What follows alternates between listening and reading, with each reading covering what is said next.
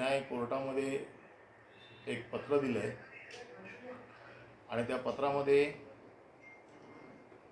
असा उल्लेख केला आहे की मी सचिन वाझे यांना बोलवलं होतं आणि ऑगस्टमध्ये 2020ला सचिन वाझे यांना SBUT प्रकरणामध्ये SBUTच्या ट्रस्टींना बोलवून त्यांची इन्क्वायरी चालू आहे आणि त्या SBUTच्या ट्रस्टींकडनं 50 कोटी रुपये जमा करण्याचे मी त्यांना सांगितलं.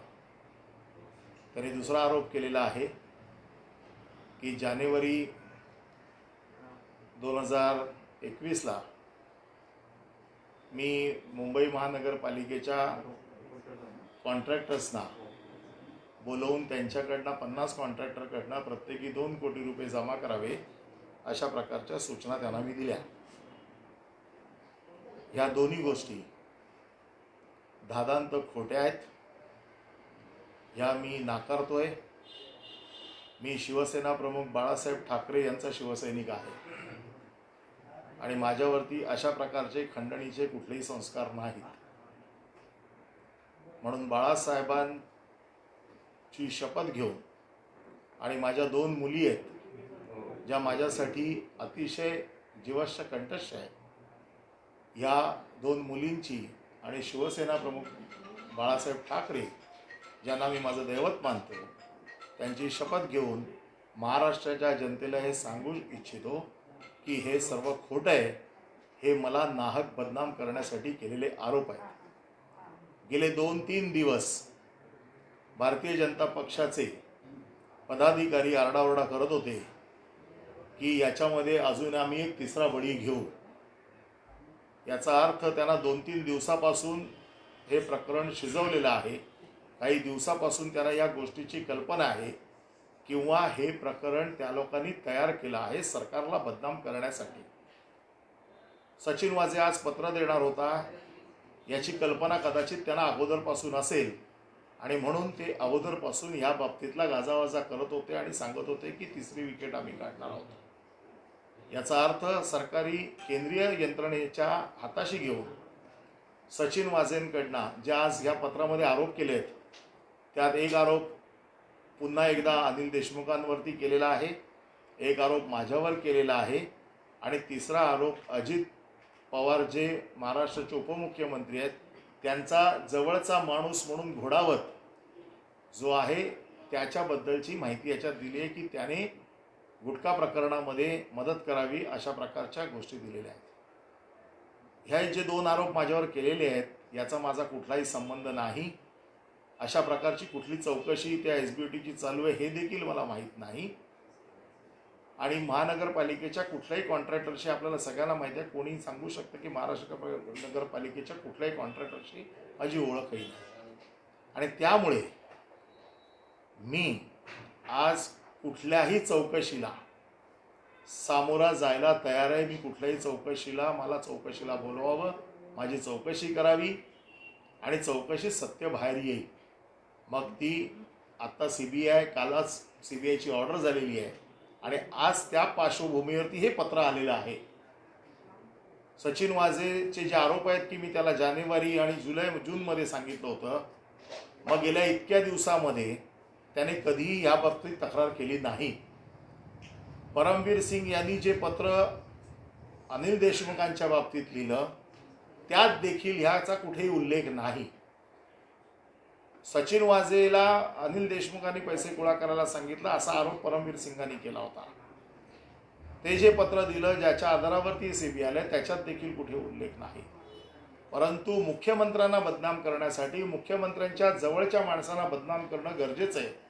हा एक स्ट्रॅटेजीचा भाग आहे आणि अशा प्रकारची बदनामी करून ह्या सरकारला बदनाम करण्याचं जे धोरण भारतीय जनता पक्षाने आयोजित केलेलं आहे त्याचा हा एक भाग आहे. आणि म्हणून कुठल्याही चौकशीला मग ती चौकशी NIA करेल. बेसिकली NIAची चौकशी ही स्फोटकाच्या प्रकरणातली आहे. त्याचा अजूनही तपास लागलेला नाही की ती स्फोटकं कशासाठी ठेवलेली आहेत. परंतु हे प्रकरण वेगवेगळ्या दिशेला नेण्याचं काम हे आत्ता चालू आहे आणि म्हणून CBI, NI, रॉ माझी नार्कोटिक्स जरी केली, नार्को टेस्ट जरी केली तरी त्या टेस्टला देखील मी तयार आहे. त्याच्यामुळे कुठल्याही चौकशीला सामोरं जायची माझी तयारी आहे. आणि त्याच्यामुळे माझ्या बदनामीसाठी माझी बदनामी करून सरकारची बदनामी करायची हा जो डाव आहे त्याच्यासाठी मी कुठल्याही चौकशीला तयार आहे. हे सांगण्यासाठी मी तुम्हाला आज इथे बोलवलं आहे. आणि ज्या जनतेने आम्हाला निवडून दिलेलं आहे त्यांना वस्तुस्थिती कळावी. ज्या शिवसैनिकांचा माझ्यावरती विश्वास आहे त्या शिवसैनिकांना कळावं की मी बाळासाहेबांचा शिवसैनिक आहे. अशी चुकीची कामं कुठली करणार नाही आणि ह्यापुढे केलेली नाही आणि ह्याच्या पुढे देखील करणार नाही हे सांगण्यासाठी मी तुम्हाला आज ते बोलत नाही. सर आप हिंदी में आपका निवेदन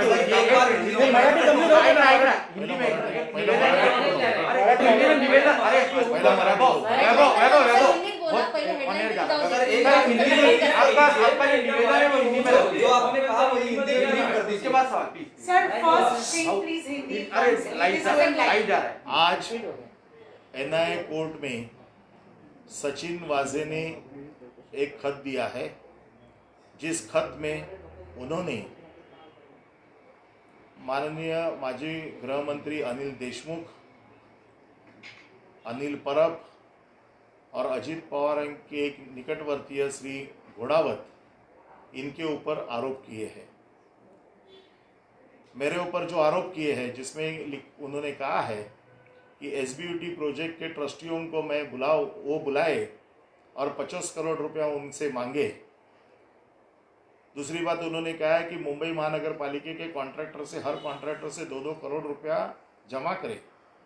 मुझे आज भी ये पता नहीं चल रहा है कि सचिन वाजे एक PI था और मैं कौन से कैपेसिटी में उसको ये बात कह सकता हूँ और उससे ये बात कर सकता हूँ कि वो इस चीज़ को हमारे लिए कुछ काम करे. आज सेंट्रल एजेंसी के तरफ से आज ये जो कुछ बीजेपी के लोग 2 दिन से ये कह रहे थे कि अनिल परब का नाम आने वाला है, अनिल परब को रेजिग्नेशन देना होगा. उस 2 दिन के दौरान ही हमें ये पता चल रहा था कि जानबूझ के कुछ ना कुछ ये हो रहा है, क्योंकि 2-3 दिन से पहले ये बोल रहे हैं कि अनिल परब को रिजाइन करना पड़ेगा. इनको कैसे पता था कि सचिन वाजे ऐसा कोई खत देने वाला है? इसका मतलब यह है कि सरकार को बदनाम करने के लिए जो रणनीति बनाई गई है और महाराष्ट्र के मंत्रियों को बदनाम करके सरकार को बदनाम करना है, ऐसा उसमें ये जो दिखाई दे रहा है सामने दिखाई दे रहा है. सचिन वाजे ने अगर जुलाई में या जनवरी में मैंने उससे कुछ बात कही थी तो आज तक वो किसी को क्यों नहीं बताई. कल CBI आने के बाद में आज लेटर लिखा जाता है. परमवीर सिंह ने जो आरोप किए थे सरकार के मंत्रियों पे, उसमें कहीं पर यह लिखा नहीं था कि अनिल परब भी इसमें आरोपी है, अनिल परब ने भी कोई मांग की है. मतलब कमिश्नर के लेटर में कोई चीज़ नहीं है.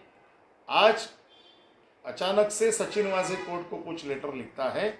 इसका ये मतलब है कि सचिन वाजे से ये कुछ चीज़ें करवाई जा रही है जहाँ तक सरकार की बदनामी हो सकती है. ज़्यादा से ज़्यादा सरकार को बदनाम करने की कोशिश की है. मैं आपके माध्यम से महाराष्ट्र की जनता को बताना चाहता हूँ, मैं शिवसेना प्रमुख बाला साहब ठाकरे जी का कार्यकर्ता हूँ, उनकी सोच में भला पड़ा हूँ और मेरी 2 बेटियाँ हैं जिनको मैं बहुत चाहता हूँ. ये दोनों की सौगंध खा के मैं कहता हूँ कि ऐसा कोई काम मैंने किया नहीं है. ये दोनों कामों से मेरा कोई संबंध नहीं है, लेकिन मुझे बदनाम करके सरकार को बदनाम करने की ये जो रणनीति चल रही है, इसलिए मैंने आज आपको यहाँ पर बुलाया है. क्योंकि 25 दिन हो गए सचिन वाजे को अरेस्ट करके, लेकिन आज तक कभी ये चीज़ आई नहीं. कल CBI आने के बाद में अचानक ये चीज़ें आती है. इसका मतलब माहौल ख़राब करना है, सरकार को बदनाम करना है और ये सब चीज़ें बनी बनाई जा रही है. और भारतीय जनता पार्टी के लोग पहले से चिल्ला रहे कि ऐसा होने वाला है, कुछ ना कुछ तो होने वाला है और चीज़ें बाहर आने वाली है और विकेटें गिरने वाली है. इसका मतलब ये है कि ये सब लोगों को मालूम था कि कल क्या होने वाला है और उसकी तैयारी वो लोग पहले से कर रहे हैं. और इसलिए मैंने आज ये फैसला किया है, कोई भी इंक्वायरी हो, फिर वो CBI की हो, NI की हो, रॉ की हो या कोई भी इंक्वायरी हो, सभी कोई सी भी तरह की इंक्वायरी को मैं सामने जाने के लिए तैयार हूँ। मेरी कोई भी इंक्वायरी करे, मेरी नार्को टेस्ट भी करनी है तो करो, इसके लिए भी मेरी तैयारी है। कोई भी इंक्वायरी के सामने जाने के लिए मैं तैयार हूँ, लेकिन ये बदनामी का कारण जो काम जो चल रहा है वो रुकना चाहिए और वहां पर इंक्वायरी में जो सच बातें हैं सामने खुल के आएगी। पहिलं पत्र आलं परमवीर सिंगांचं, दुसरं पत्र आता वाजेंचं आलं। सरकार विरोधात ही पत्रबाजी सुरू आहे, याला लेटर बॉम्ब म्हणून उल्लेख केला जातो। सरकार कशा पद्धतीने याला आता सामोरं जाणार आहे? कारण परमवीर सिंग प्रकरणानंतर एवढ्या मोठ्या प्रमाणात सरकारची बदनामी झाली, आता हे दुसरं पत्र आलं बदनामी होते। सरकारची बदनामी करण्यासाठीच अशा प्रकारची पत्र लिहिली जात आहेत। ज्या पद्धतीची पत्र लिहिली जात आहेत त्याच्यात सरकारची बदनामी, मला तुम्ही सांगा की गेले इतके दिवस सचिन वाझे कस्टडीमध्ये आहे। सचिन वाझेने आजपर्यंत कोणाकडेही तक्रार केली नाही आणि NI कोर्ट हे स्फोटकाच्या तपासाचं कोर्ट आहे। तिथे हे विषय जाणं कुठल्या प्लॅटफॉर्मवरती गेले मला माहीत नाही, परंतु अशा प्रकारची पत्र बाहेर काढून सरकारला बदनाम करण्याचं जे काम चालू आहे त्याच्या कटाचा हा एक भाग आहे। एक बात ये थी कि जो लेटर आज सामने आया है, राजीव जी, पहले मराठी होने दो फिर हिंदी करो। एंटेलिया प्रकरणात पहिल्यांदा वाझेंचं नाव आलं, वाझेंचा शिवसेनेशी संबंध होता। प्रदीप शर्मांना चौकशीसाठी बोलवलं गेलं, प्रदीप शर्मांचा शिवसेनेशी संबंध आहे। तुम्ही असं म्हणतात की सरकारची बदनामी होते, तर असं असताना अजून मुख्यमंत्री गप्प का आहेत? कारण परमबीर यांच्या प्रकरणात सुद्धा मुख्यमंत्र्यांनी अजून काही भूमिका मांडलेली नाहीये, त्यामुळे सरकारचे जे प्रमुख आहेत ते गप्प का आहेत? आणि या प्रकरणात शिवसेनेचा संबंध असलेल्यांचीच नावं कशी समोर येतात? नाही, आम्ही कधी गोष्ट अमान्य केलेली नाही। वाझे काही काळ शिवसेनेमध्ये होते हे आम्ही मान्य केलेलं आहे। प्रदीप शर्मा देखील शिवसेनेचे उमेदवार होते हे देखील आम्ही नाकारत नाही, परंतु वाझेंना अशी कुठली कामं करण्यासाठी काही शिवसेनेने कधी सांगितलेलं नाहीये किंवा शिवसेना त्यांच्या कुठल्या वाईट कामामध्ये सहभागी नाहीये। आता आपली जर एखाद्याची ओळख असेल किंवा आपल्याबरोबर एखादा माणूस असतो, तो जर कुठे दुसरं वाईट काम करत असेल तर त्याच्याबरोबर असलेल्या माणसाला त्याला दोषी धरता येत नाही। शिवसेनेने कधीही कोणालाही असं काम करायला सांगितलेलं नाहीये। शिवसेनेने वाझेला कुठल्याही गोष्टी करायला सांगितलेल्या नाहीये। शिवसेनेत काही काळ वाझे होत आहे तर शिवसेनेने मान्य केलेलं आहे। प्रदीप शर्मा शिवसेनेचे उमेदवार होते हे देखील मान्य केलेलं आहे, परंतु कुठल्याही वाईट कृत्यामध्ये शिवसेनेचा सहभाग आहे हे जे त्याला जे पद्धतीने बदनामी केली जाते हे चुकीचं आहे। शिवसेना, मी माझ्यासारखा शिवसैनिक देखील बाळासाहेबांनी घडवलेला आहे आणि म्हणून असल्या कुठल्याही कृत्यामध्ये आम्ही कधीच जाणार नाही याची आम्हाला पूर्ण खात्री आहे आणि म्हणून छाती ठोकपणे आम्ही सांगतोय की कुठल्याही चौकशीला मी सामोरं जायला तयार आहे। पण सर असं आहे की सुरुवातीपासून एक ईडी असेल, सीबीआय असेल, NI असेल, एकंदरीत राज्य सरकारच्या मागे, शिवसेनेच्या मागे हा चष्मेरा सुरू आहे। आता तुमच्यावर आरोप झालेले आहेत, एकामागोमाग एक मंत्र्याला राजीनामा द्यावा लागतोय, आपल्याही नावाची चर्चा होती असे भाजपवाले म्हणतात। एकंदरीत सरकारची बदनामी होत असताना सरकार कुठेतरी ही बदनामी रोखायला कमी पडतं असं तुम्हाला वाटतं? केंद्रीय यंत्रणांचा वापर करून अशा प्रकारचा ससेमिरा मंत्र्यांच्या पाठी लावलेला आहे। पण मी शिवसैनिक आहे, मी काय घाबरणारा नाही आहे। मी जर कुठलं पाप केलेलं नाही आहे किंवा मी कुठली चूक केलेली नाही आहे तर मी कशाला कुठल्या यंत्रणेला घाबरू? त्याच्यामुळे मी कुठल्याही यंत्रणेला घाबरत नाही। मी कुठल्याही चौकशीला सामोरं जायला तयार आहे। त्यांना असं वाटत असेल कदाचित अशा प्रकारच्या यंत्रणा पाठी लावून शिवसेना कुठे दबेल, शिवसेना घाबरेल, तर तसं होणार नाही।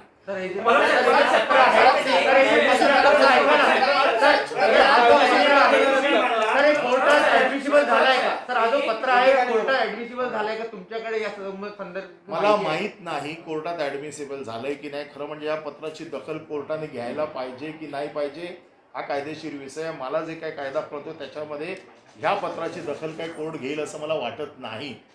तरी देखील एक प्रकारच्या अशा प्रकारची लेटर्स बाहेर काढून जे काही बदनामीचं लेटर बॉम्ब, त्यांना असं वाटत असेल की हा लेटर बॉम्ब आहे, परंतु अशा बॉम्बमुळे आमच्यावरती काही परिणाम होणार नाही। त्याचं कारण असं आहे की अशा कुठल्याही कृत्यामध्ये आमचा सहभाग नाही।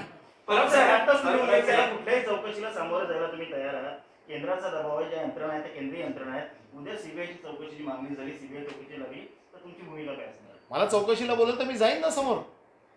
राजीनामा देऊन मी बिलकुल राजीनामा देणार नाही। त्याचं कारण असं आहे मी कुठलंही पाप केलेलं नाही आणि त्याच्यामुळे मला चौकशीला बोलवा। मी जर दोषी असेल तर मला फासावर लटकवतील माझे पक्षप्रमुख, परंतु मी कुठल्याही चौकशीला सामोरं जायला घाबरत नाही। मी कुठल्याही चौकशीला सामोरा जाईन। प्रश्न हा आहे की त्या लोकांनी अशा प्रकारचे लेटर बॉम्ब टाकायचे आणि आम्ही धडाधड राजीनामे द्यायचे, हा त्यांचा उद्देश आहे. आणि म्हणून मी जर कुठलं पाप केलेलं नसेल तर मला कुठल्याही चौकशीला सामोरं जायला घाबरण्याचं काही कारण नाही. परंतु साहेब, तुमचा मुख्यमंत्र्यांशी या प्रकरणात काही संवाद झाला आहे का? हे पत्र थेट तुमच्या मला आता कळलं पत्र, म्हणून मी ताबडतोब आपल्याला पहिलं बोलवलं, आपल्याशी बोलून नंतर मी मुख्यमंत्र्यांकडे जाईल. सर दुपारी क्राईम ब्रांचमधल्या 2 अधिकाऱ्यांची चौकशी झाली, त्या संदर्भातलं स्टेटमेंट त्यांचे बाहेर आले. याच्यामध्ये परमबीर सिंग यांनी जे पत्र लिहिलंय याच्या संदर्भात प्रश्नचिन्ह निर्माण झालं होतं आणि त्याच्यानंतर पुन्हा एकदा अशा पद्धतीनं हे लेटर मी बाहेर पुन्हा एकदा सांगतो की वाजेचे हे पत्र हे काही खरं आहे असं मला वाटत नाही. कदाचित उद्या हे देखील खोटं ठरेल, परंतु उद्देशच हा आहे की अशा प्रकारची पत्रकं बाहेर काढायची, मीडियाच्या माध्यमातून लोकांच्या मनामध्ये संभ्रम निर्माण करायचा, गोंधळ निर्माण करायचा आणि सरकारची प्रतिमा बदनाम करायची, सरकारचे मंत्री कसे खराब आहेत अशा प्रकारचं चित्र निर्माण करायचं, हा याच्या मागचा उद्देश आहे. या पत्रातला कंटेंट आता वाजे तर आतमध्ये आहे, काय माहिती कशा पद्धतीने हे पत्र त्यांच्याकडनं आलंय, कुठल्या टर्म्सवरती आलेलं आहे. त्यामुळे म्हणून माझं म्हणणं असं आहे की या काय ज्याची कशाची चौकशी व्हायची ती चौकशी होऊन जाऊ देत. मला ज्या चौकशीला बोलवतील मी चौकशीला जाईन आणि त्याच्यात काय ते सत्य बाहेर येईल. पण हे पत्र आता बाहेर आलेलं आहे, पत्र बाहेर आल्यामुळे तुमची जी बदनामी झाली आहे, तर या प्रकरणात तुम्ही नुकसानी कायदेशीर काय संदर्भात मी पूर्णपणे कायदेशीर लढणार. मी लढणारा कार्यकर्ता आहे, मी पूर्णपणे लढाईच्या तयारीत आहे. त्याचं कारण असं आहे की असं घाबरवून किंवा अशा प्रकारच्या धमक्या देऊन किंवा अशा प्रकारचे आमच्यावरती आरोप करून मी बिथरणारा कार्यकर्ता नाही. मुख्यमंत्र्यांचे आपण निकटवर्ती आहात, तर तुम्हाला टार्गेट करणं की मुख्यमंत्र्यांना टार्गेट करणं? मला टार्गेट करूनच मुख्यमंत्र्यांना टार्गेट करण्याचा हा प्रयत्न दिसतोय. कारण हे जे 2 विषय आहेत हे माझ्याशी संबंधितच नाही आहेत. हे दोन्ही विषय जे आहेत याच्यामध्ये माझा संबंध काय? सर, ये किस प्रकार की ट्रिक आपको लग रही है? जिस प्रकार से हर एक एलिगेशन के बाद मिनिस्टर्स के रेजिग्नेशन को लेकर ये फ्रस्ट्रेशन है भारतीय जनता पक्ष का. 105 एमएलए होने के बावजूद भी आज उनको गवर्नमेंट बना नहीं सक रहे. आज 1 साल उनको ऐसे लगा था कि ये गवर्नमेंट चलेगी नहीं, ये गवर्नमेंट मजबूत तरह से चल रही है, तो सरकार को बदनाम करने का ये काम उन्होंने शुरू किया है. Sir, why is CM Uddhav Thackeray silent on every CM aspect? जब भी अपना समय आएगा तब वो बराबर से बात करेंगे. उनको ये नहीं मैं बोल सकता हूँ कि उन्होंने कभी बात करनी चाहिए. ही नोज द थिंग्स वेल. उनको मालूम है कभी बात करनी है, जब समय आएगा तब वो बात कर लेंगे. सर, आप कानून के अच्छे जानकार है, ये पत्र के बारे में आपको लगता है कि कोर्ट ने एडमिट किया है ये पत्र, और अगर नहीं किया है तो फिर ये इसका अर्थ क्या रह जाता है? नहीं, ये एडमिट होगा कि नहीं होगा मुझे मालूम नहीं उसका, क्योंकि इसकी कोई लीगल सेंटिटी मुझे दिख नहीं रही है जी. क्योंकि ये एनआई कोर्ट का ये सब्जेक्ट नहीं है कि कौन ने किसने कितना पैसा मांगा. This is not a subject matter of NI court. लेकिन इस बॉम्ब को पब्लिश करके, ये लेटर को पब्लिश करके मेरी बदनामी तो की ना, सरकार की बदनामी तो की ना, इसलिए मुझे जवाब देना जरूरी है. लेकिन ये जो दबाव बनाया जा रहा है कि आपके इस्तीफे के लिए, आप क्या इस्तीफा?